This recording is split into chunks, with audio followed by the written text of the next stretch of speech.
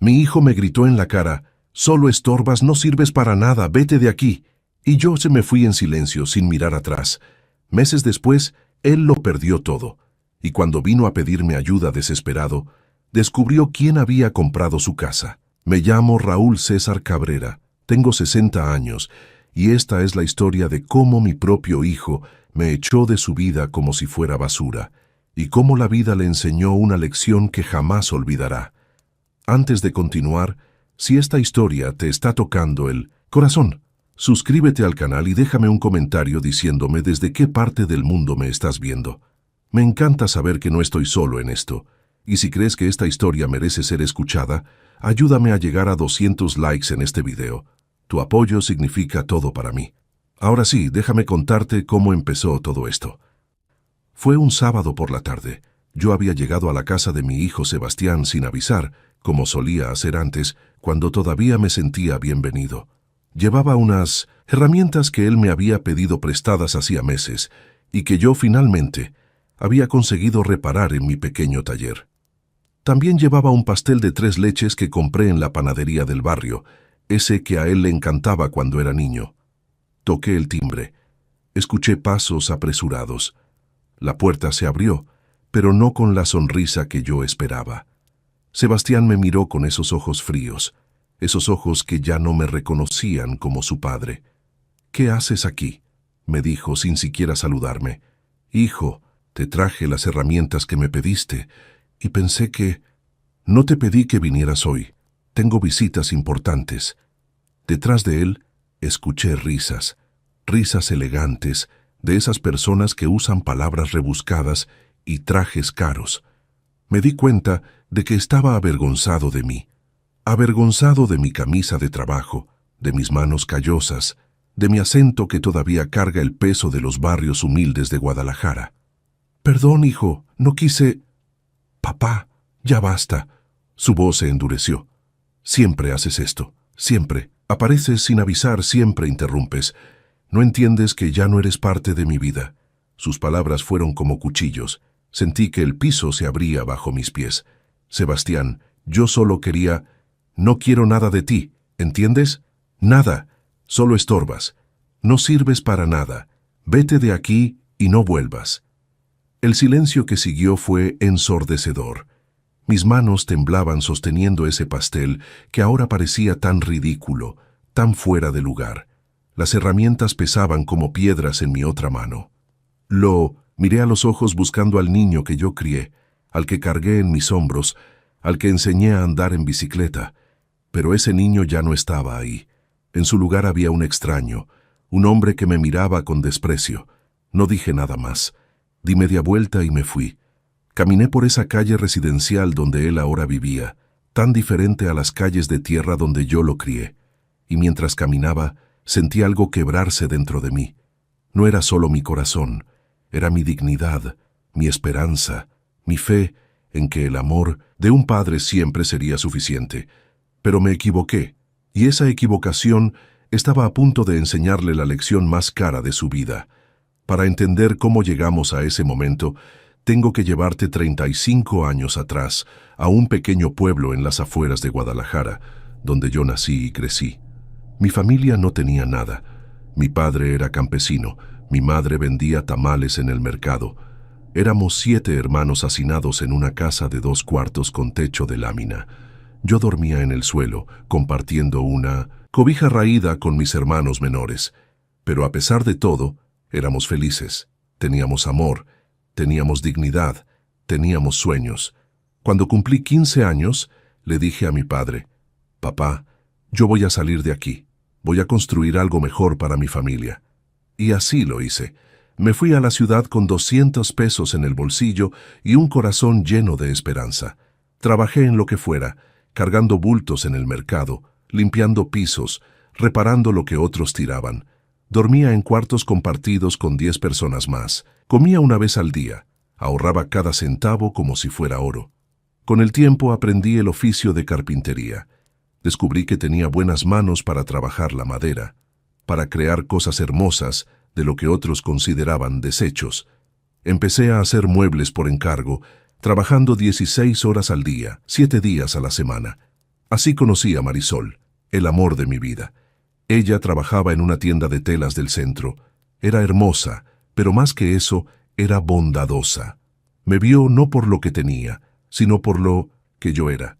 Un hombre trabajador, honesto, con sueños más grandes que su realidad.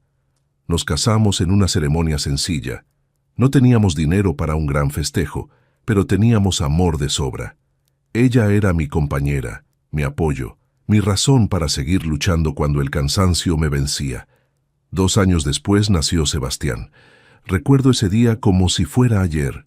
Sostuve a ese pequeño ser en mis brazos, con sus ojitos cerrados y sus manitas diminutas aferradas a mi dedo, y juré que él nunca pasaría lo que yo pasé.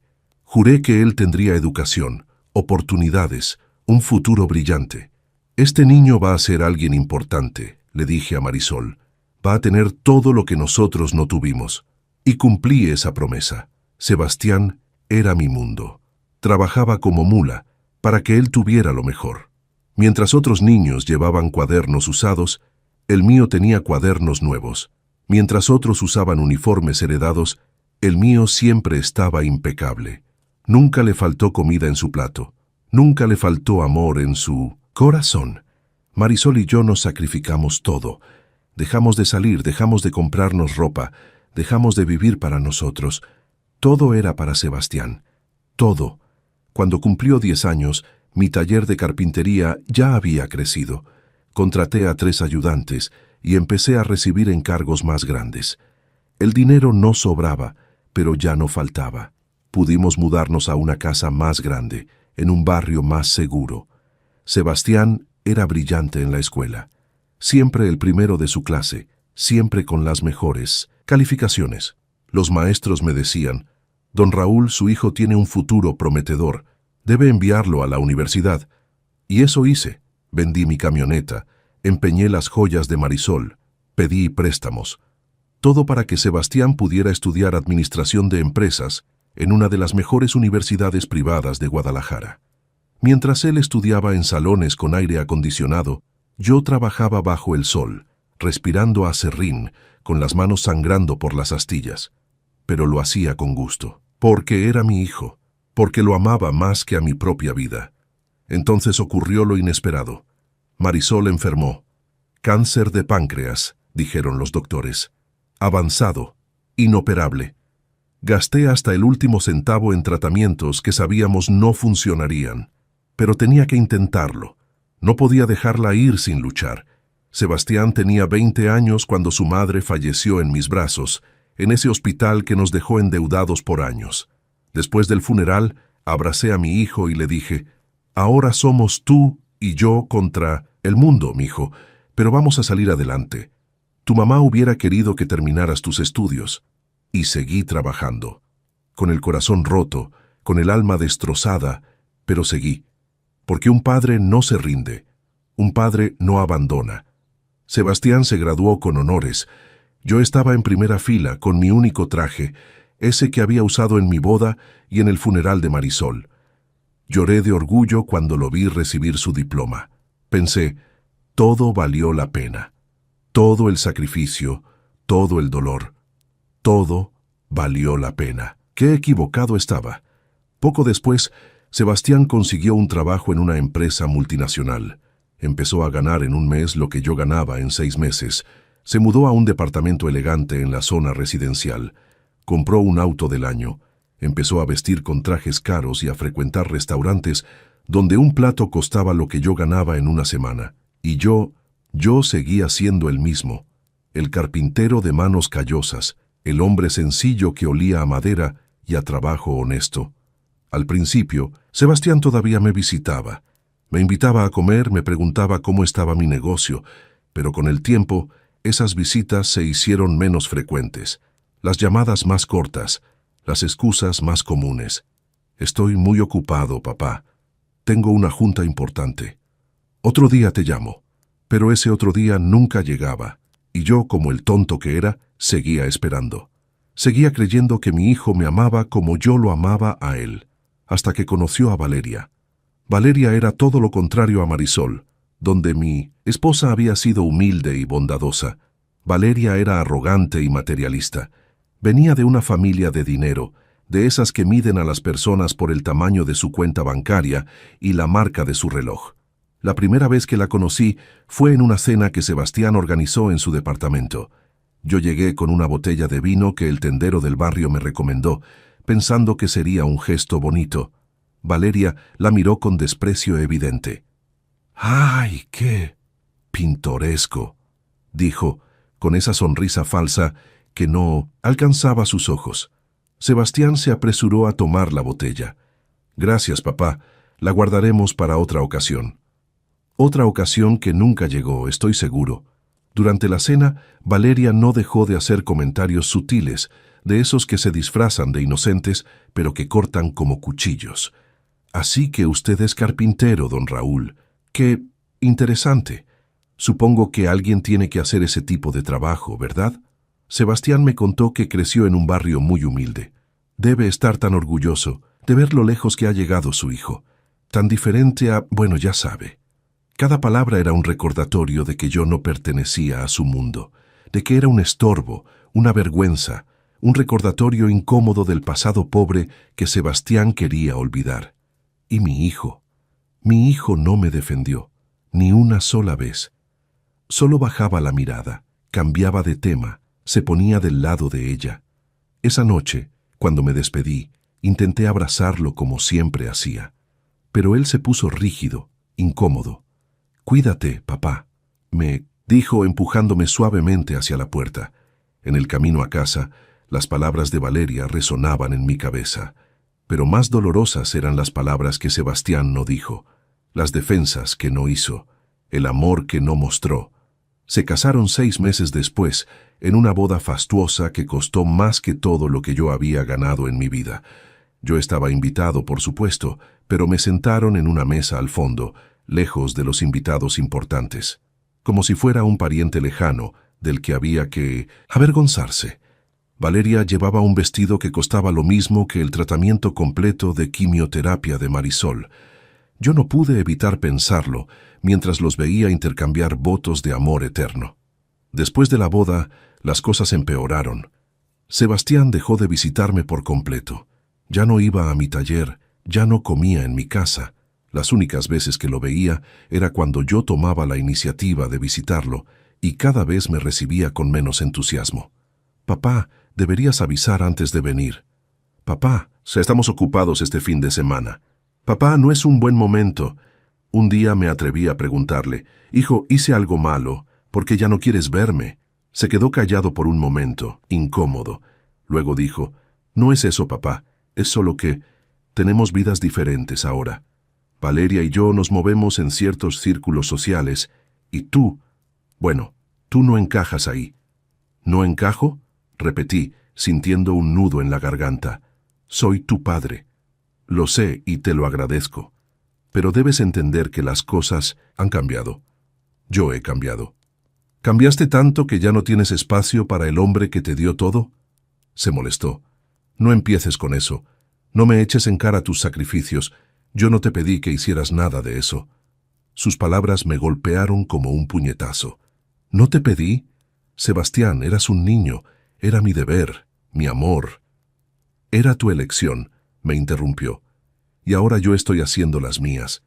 Por favor, respétalo». Me fui de su casa con el corazón destrozado. ¿Cómo había llegado a esto? ¿Cómo el niño que yo cargué en mis hombros ahora me miraba como si fuera un extraño molesto? Los meses siguientes fueron una tortura lenta. Sebastián compraron una casa enorme en una zona residencial exclusiva. Yo solo lo supe porque lo vi en sus redes sociales, donde publicaba fotos de su vida perfecta, su esposa hermosa, su casa impresionante, sus viajes a playas paradisíacas. Yo no aparecía en ninguna foto. Era como si no existiera. Un día reuní valor y lo llamé. «Hijo, me gustaría conocer tu nueva casa. Escuché que te mudaste». Hubo un silencio incómodo. «Papá, la casa todavía no está lista para visitas. Estamos remodelando». «No me importa cómo esté. Solo quiero verte». «Otro día, ¿sí? Te prometo que te invitaré cuando todo esté listo». Ese día nunca llegó. Pasó mi cumpleaños número 59 y no recibí ni una llamada de él. Pasó el aniversario de la muerte de Marisol, la fecha más dolorosa del año para mí, y tampoco se acordó. Yo seguía trabajando en mi taller, haciendo muebles, ganándome la vida honestamente. Pero cada noche, al llegar a mi casa vacía, miraba las fotos de Sebastián cuando era niño y me preguntaba, ¿en qué momento lo perdí? Empecé a escuchar rumores en el barrio. La gente hablaba, murmuraba. Dicen que el hijo de don Raúl se avergüenza de él. Dicen que ya ni lo visita. Pobre don Raúl, después de todo lo que hizo por ese muchacho. La humillación no era solo privada, era pública. Todo el barrio sabía que mi hijo me había abandonado. Y lo peor era que a pesar de todo yo seguía amándolo. Seguía esperando que un día despertara, que recordara quién lo crió, quién se sacrificó por él, quién lo amó incondicionalmente. Pero ese día no llegaba. Y Valeria seguía envenenándolo contra mí. Lo sé porque un día, accidentalmente, escuché una conversación telefónica cuando fui a dejar unos documentos que Sebastián había olvidado en mi casa años atrás.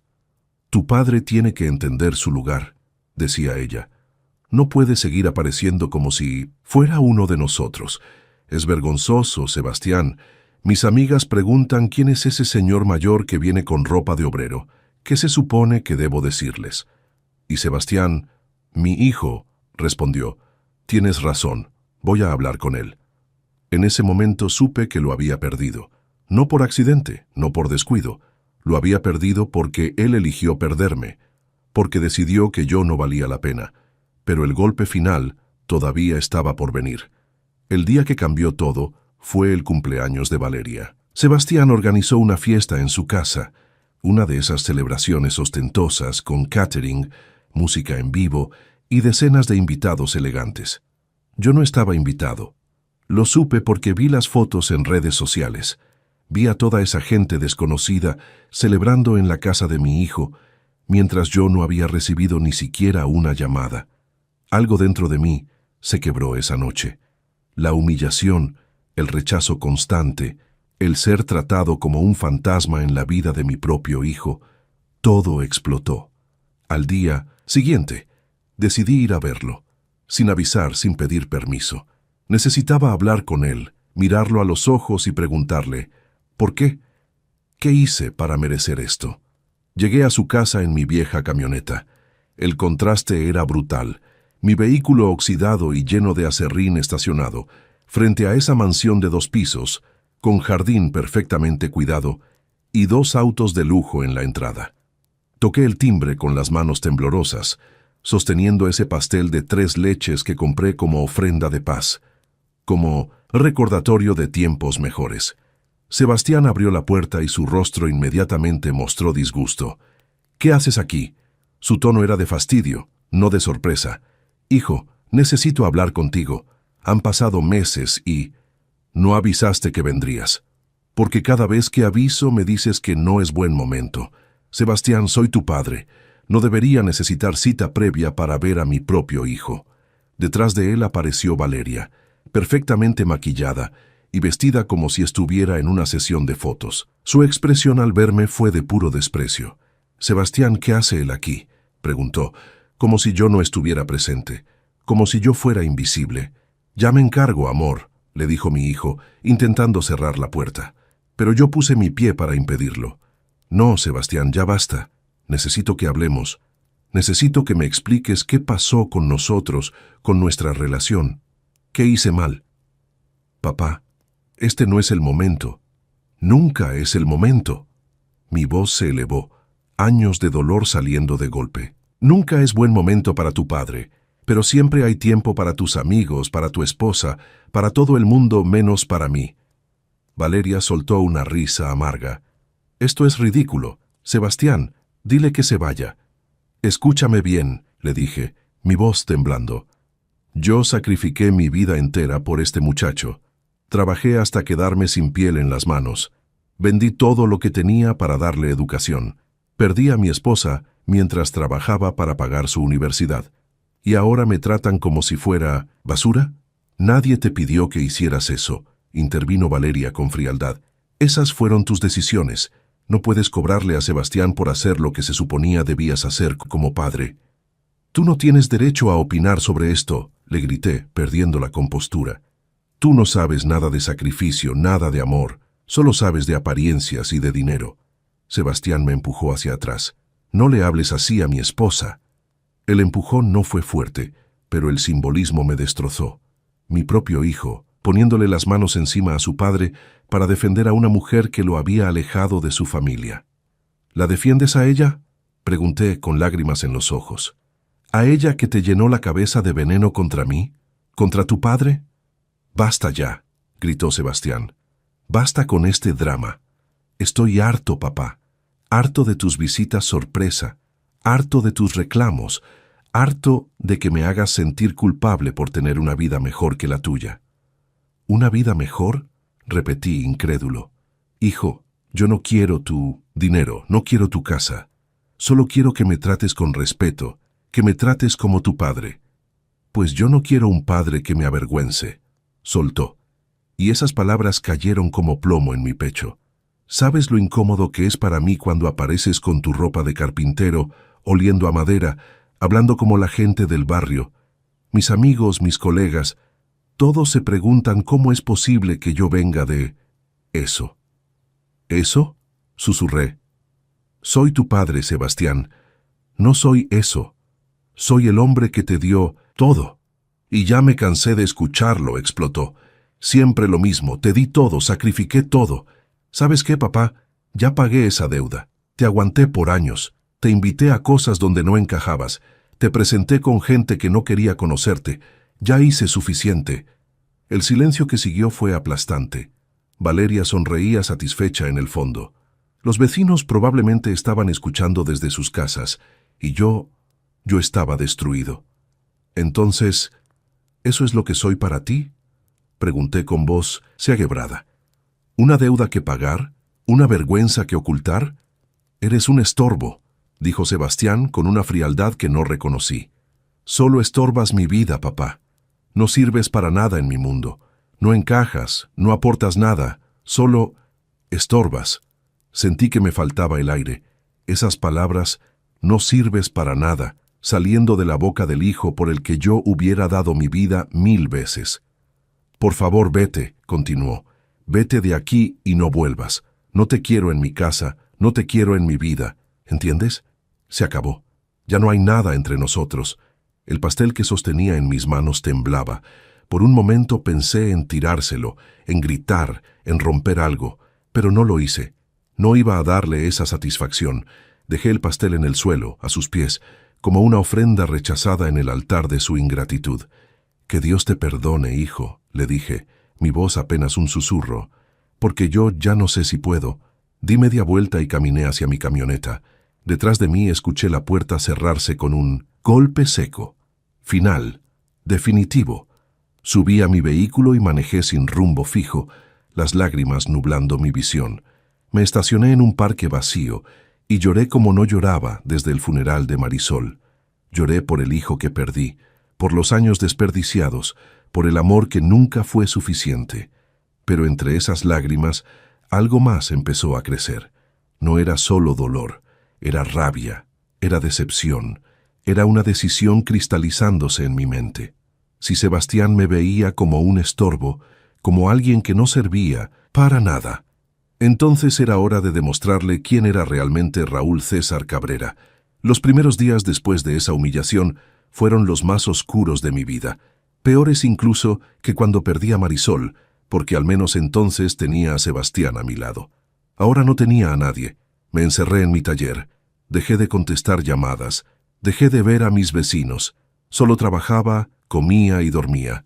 La madera se convirtió en mi única compañía, el aserrín en mis lágrimas solidificadas. Pero una noche, mientras lijaba una mesa de roble, algo hizo clic en mi mente. Recordé las palabras de mi padre, dichas décadas atrás cuando yo era apenas un muchacho. «Hijo, en esta vida hay dos tipos de hombres, los que se quedan llorando por lo que perdieron y los que se levantan y construyen algo nuevo. Tú decides cuál quieres ser». Dejé la lija a un lado y me miré las manos, callosas, marcadas, viejas, pero fuertes, todavía fuertes. No voy a quedarme llorando, me dije en voz alta. Si mi hijo cree que no sirvo para nada, voy a demostrarle lo equivocado que está. Al día siguiente empecé a investigar. Sebastián había publicado en redes sociales que acababa de cerrar un gran negocio, que su empresa estaba expandiéndose. Presumía su éxito con fotos de cenas caras y viajes lujosos, pero yo conocía a mi hijo mejor que nadie. Conocía su debilidad. Siempre había sido impulsivo con el dinero, siempre había querido aparentar más de lo que tenía. Y con Valeria a su lado, esa debilidad se había multiplicado por 10. Contraté a un muchacho del barrio, Diego, que era bueno con las computadoras. Le pagué para que investigara discretamente la situación financiera de Sebastián. No era legal, lo sé, pero tampoco lo era como me habían tratado. Diego regresó 2 semanas después con información que me dejó helado. Don Raúl, su hijo está en graves problemas. Pidió múltiples préstamos bancarios para mantener su estilo de vida. La empresa donde trabaja está en crisis y van a hacer recortes masivos. Su casa la compró con una hipoteca enorme que apenas puede pagar. Si pierde su trabajo, lo pierde todo en menos de 6 meses. Me quedé en silencio, procesando la información. Mi primer instinto fue llamarlo, advertirle, ayudarlo. Porque así es un padre, ¿verdad? Siempre perdonando, siempre rescatando. Pero luego recordé sus palabras. No sirves para nada. Solo estorbas. Y algo se endureció en mi pecho. Diego, le dije, quiero que sigas monitoreando la situación. Cualquier cosa, que pase quiero saberlo, y mantén esto entre nosotros. Los siguientes meses trabajé como nunca antes. Acepté todos los encargos que llegaban, contraté a 2 ayudantes más, expandí mi taller, dormía 4 horas diarias, pero no me importaba. Tenía un propósito ahora. También hice algo que nunca había hecho. Invertí. Un amigo del barrio, Roberto, había hecho fortuna comprando propiedades en zonas en desarrollo. Me enseñó lo básico, y yo, con mis ahorros de toda una vida y los nuevos ingresos, empecé a comprar terrenos baratos en áreas que estaban creciendo. La gente del barrio me decía, «Don Raúl, ¿para qué quiere todo eso a su edad? Debería estar descansando». Pero yo no quería descansar, quería construir, quería demostrar que el carpintero humilde que su hijo despreció tenía más valor del que él jamás imaginaría. Mientras tanto, Diego me mantenía informado. Sebastián había perdido un cliente importante. Su empresa estaba en problemas. Valeria había hecho que gastaran una fortuna en remodelar la casa para impresionar a sus amigas. Las deudas crecían. 6 meses después de nuestra última conversación, Diego llegó con noticias cruciales. «Don Raúl, el banco va a ejecutar la hipoteca de la casa de su hijo. Van a rematarla. Él no tiene cómo pagarla». Mi corazón se aceleró. «¿Cuándo?» «En 3 meses. Van a sacarla a subasta». Me quedé mirando por la ventana de mi taller, viendo el atardecer pintar el cielo de naranja y púrpura. En mi mente, las piezas encajaban como un rompecabezas perfectamente diseñado. «Diego, quiero que averigües todos los detalles de esa subasta. Fecha exacta, monto mínimo, procedimiento, todo». «Va...» empezó a preguntar, sus ojos abriéndose con comprensión. «Voy a comprar esa casa», dije con voz firme, «pero Sebastián no puede saber que soy yo. Necesito que esto se haga a través de un tercero, una empresa fantasma, algo legal pero discreto. ¿Conoces a alguien que pueda ayudarme?» Diego asintió lentamente.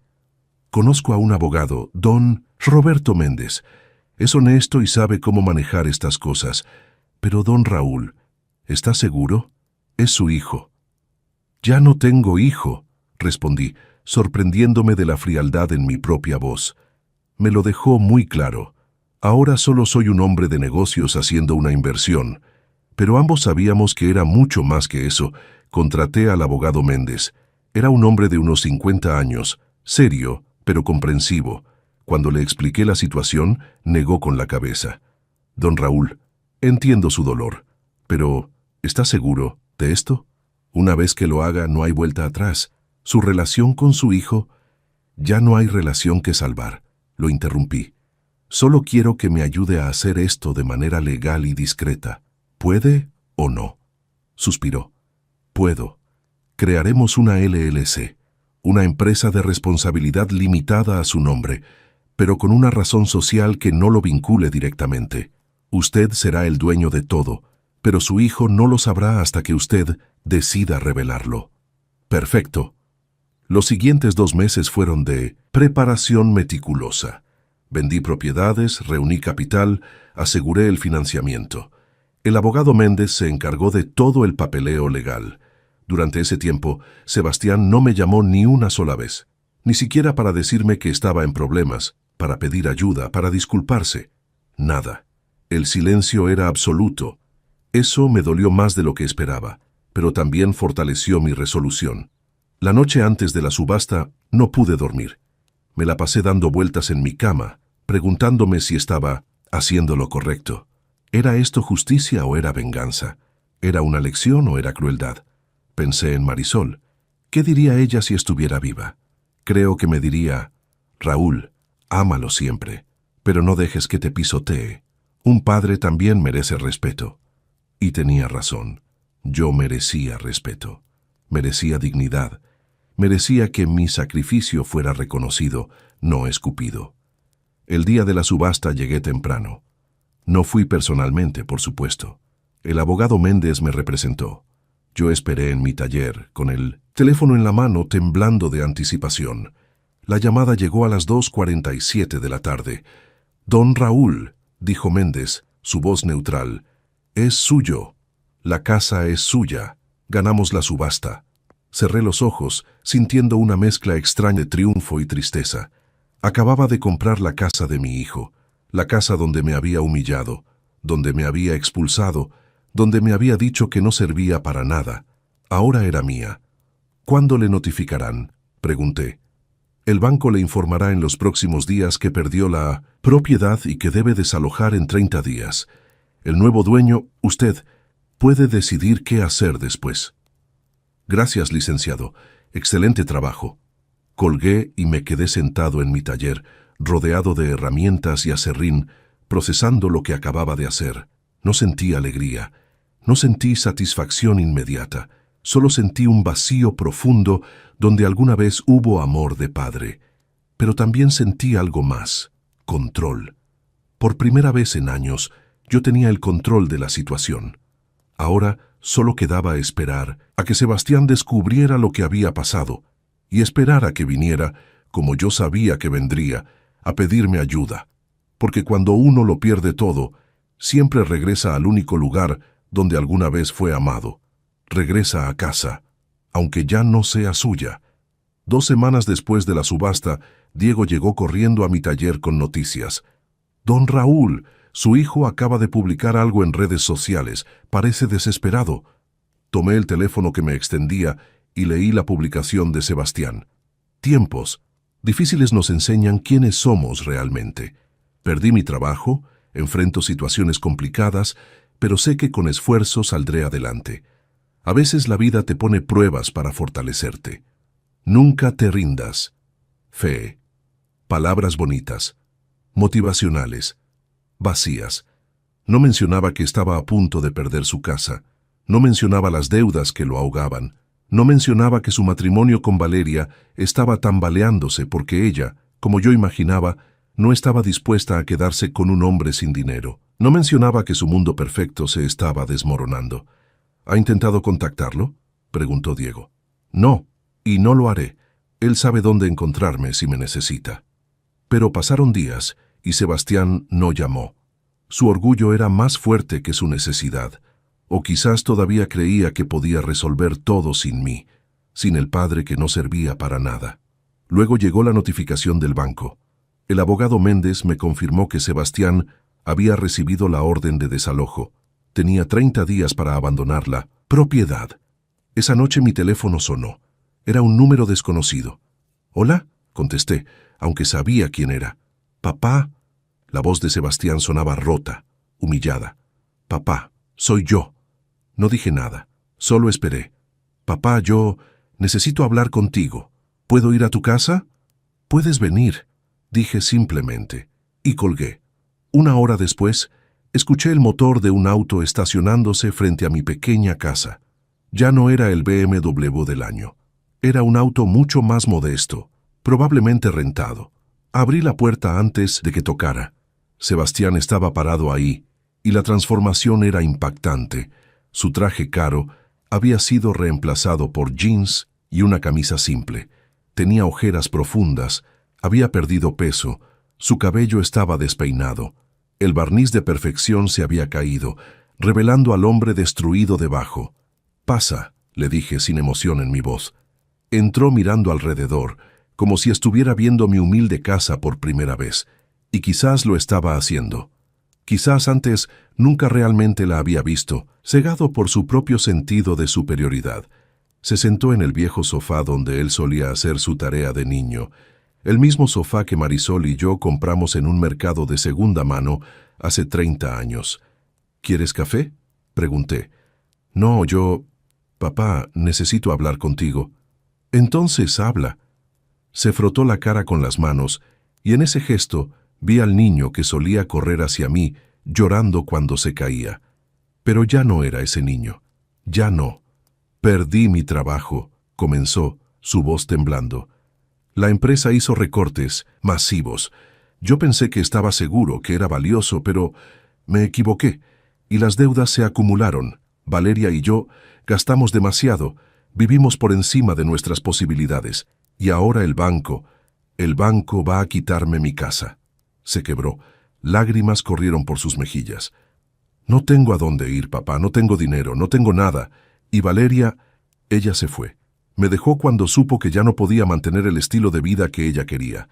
Se fue con todo, las joyas, el dinero que quedaba en nuestra cuenta, todo».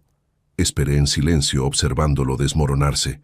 Yo sé que fui terrible contigo. Sé que te traté mal, que te humillé, que te dije cosas horribles, y entiendo si no quieres ayudarme, entiendo si me odias, pero no tengo a nadie más, papá. Eres lo único que me queda». El silencio en la habitación era denso, pesado. «¿Terminaste?», pregunté finalmente. Me miró confundido. «¿Qué? ¿Terminé de hablar? ¿Eso es todo lo que tienes que decir?» «Papá, te estoy pidiendo ayuda, te estoy diciendo que lo siento». «No», lo corregí. «Me estás diciendo que perdiste todo y que no tienes opción más que venir conmigo. Eso no es lo mismo que estar arrepentido. Es solo desesperación». «Estoy arrepentido», insistió. «Lo digo en serio». «¿Arrepentido de qué, Sebastián? ¿De tratarme como basura o de que ahora me necesitas? Porque hay una diferencia enorme». Se quedó callado, luchando con las palabras. «Dime», continué, mi voz firme pero no cruel. «Si hubieras mantenido tu trabajo, si Valeria no te hubiera dejado, si todavía tuvieras tu casa perfecta, ¿estarías aquí? ¿Me habrías llamado?». No respondió. No hacía falta. Ambos sabíamos la respuesta. «Eso pensé», dije. «Vienes a mí porque no tienes otra opción, no porque realmente hayas entendido el valor de lo que teníamos». «¿Qué quieres que haga?», preguntó, su voz subiendo de volumen. «¿Qué quieres que diga? ¿Que me arrastre? ¿Que te suplique perdón de rodillas?».